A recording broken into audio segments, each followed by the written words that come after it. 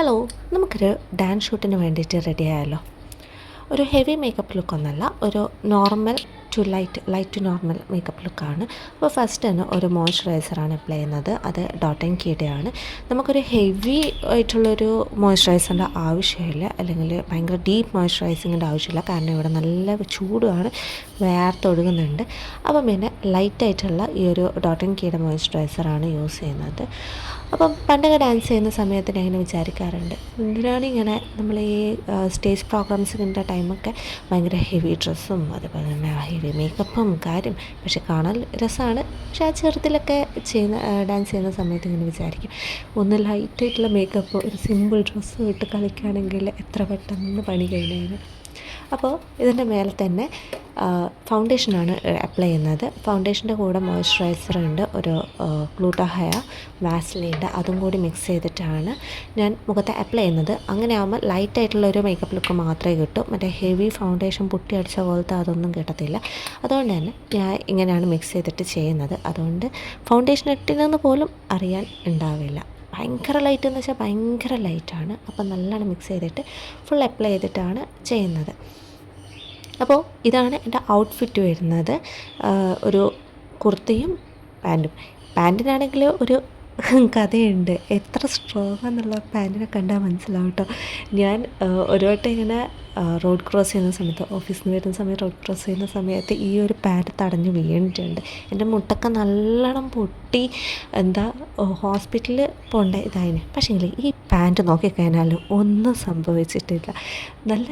അങ്ങനെ ഒരു ഇൻസിഡൻറ്റ് നടന്നിനെന്ന് പോലും മനസ്സിലാകത്തില്ല. അത്രയും ക്വാളിറ്റി ഉള്ളൊരു പാൻറ്റാണ് കേട്ടോ ഇത്. അപ്പോൾ പാൻറ്റിൻ്റെ പിറകിലുള്ള ഒരു സ്റ്റോറിയാണ് ഈ ഒരു സംഭവം. അപ്പോൾ മുഖത്ത് ഇതൊക്കെ അപ്ലൈ ചെയ്തിട്ട് ഫുള്ളൊന്ന് ബ്ലെൻഡ് ചെയ്ത് കൊടുക്കുക. ഞാൻ ബ്രഷ് എടുത്തിട്ടാണ് ബ്ലെൻഡ് ചെയ്യുന്നത്, കംപ്ലീറ്റ് ബ്ലെൻഡ് ചെയ്യുന്നുണ്ട്. അടുത്ത നമ്മൾ ഐബ്രോ ഫിൽ ചെയ്യാണ് പോകുന്നത്. മാസിൻ്റെ ഒരു ബ്രൗൺ ഷെയ്ഡ് വരുന്ന ഒരു ഐബ്രോ പെൻസിലാണ് എടുത്തിരിക്കുന്നത്. അപ്പം അത് രണ്ട് ഐബ്രോസും ഫില്ല് ചെയ്യുമ്പം തന്നെ നമ്മളുടെ ഒരു ലുക്കിന് ചെറിയൊരു ചേഞ്ച് പെട്ടെന്ന് തന്നെ കാണാൻ പറ്റും. അധികം മേക്കപ്പ് ഇല്ലെങ്കിലും ഇതൊക്കെയാണ് കുറച്ച് ഇങ്ങനെ നമുക്ക് എടുത്ത് ഹൈലൈറ്റ് ചെയ്ത് കാണിക്കാൻ പറ്റുന്നത്. അപ്പം ഐബ്രോസ് ഫില്ല് ചെയ്യുമ്പം തന്നെ കുറച്ച് ചെറിയൊരു മാറ്റം വരും.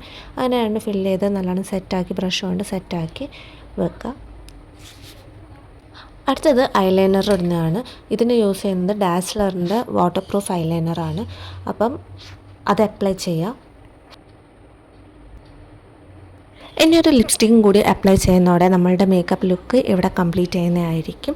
അപ്പോൾ ഫസ്റ്റ് തന്നെ ഞാൻ ഒരു ലിപ് ബാം അപ്ലൈ ചെയ്യുന്നുണ്ട്. ഡെർമക്കോഡോ SPF 30 വരുന്ന ഒരു ലിപ് ബാമാണ്. ഓൾമോസ്റ്റ് 2 to 3 ഇയേഴ്സായി ഞാൻ ഇത് യൂസ് ചെയ്യാൻ തുടങ്ങിയിട്ട്. അതിൻ്റെ മേലെ തന്നെ ഒരു ലിപ്പ് ലൈനർ യൂസ് ചെയ്യുന്നുണ്ട്, ഒരു പിങ്ക് ഷെയ്ഡ് വരുന്നത്.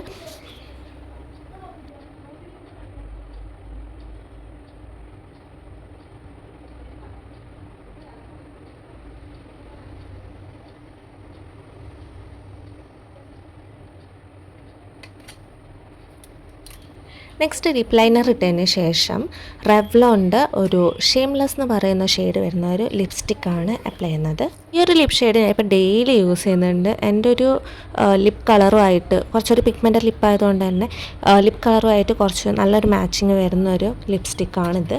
അപ്പം വേണ്ടവർക്ക് കമൻറ്റ് ചെയ്യാൻ ഞാൻ ലിങ്ക് കൊടുക്കാം.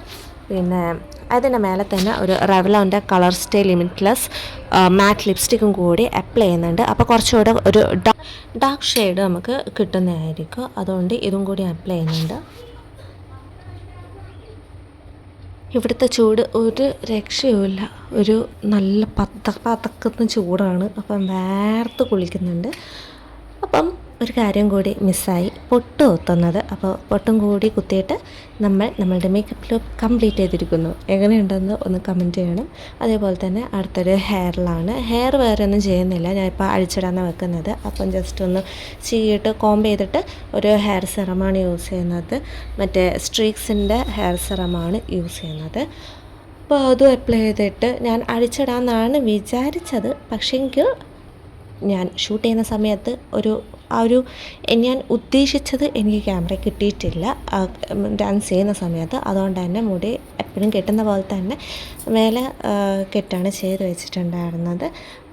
എനിക്ക് ഈ കമ്മലെന്തോ ഭയങ്കര ഇഷ്ടപ്പെട്ടു. അതുകൊണ്ട് തന്നെ എല്ലാ ഔട്ട്ഫിറ്റിൻ്റെ കൂടെ ഞാൻ ഈ കമ്മലാണ് ഇപ്പം മാച്ച് ചെയ്തുകൊണ്ടിരിക്കുന്നത്. അപ്പം 2 കമ്മലിട്ട് ഇതാണ് എൻ്റെ ഫൈനൽ ഓവറോൾ ലുക്ക്. എങ്ങനെയുണ്ടെന്ന് കമൻറ്റ് ചെയ്യുക. ഡാൻസ് വീഡിയോ ഞാൻ യൂട്യൂബിൽ അപ്ലോഡ് ചെയ്തിട്ടുണ്ട്, അപ്പോൾ അതും കൂടി ഞാനിവിടെ മെൻഷൻ ചെയ്യുക. അപ്പോൾ അതെല്ലാവരും കണ്ടിട്ട് ഒന്ന് ലൈക്ക് ചെയ്യുക, ഷെയർ ചെയ്യുക, സപ്പോർട്ട് ചെയ്യുക. അതേപോലെ തന്നെ എൻ്റെ ചാനൽ ആദ്യമായിട്ട് കാണുന്നവരുണ്ടെങ്കിൽ സബ്സ്ക്രൈബ് ചെയ്യണം. അപ്പം നല്ല നല്ല വീഡിയോസായിട്ട് അടുത്ത വീഡിയോയിൽ കാണുന്നവരെ ബൈ.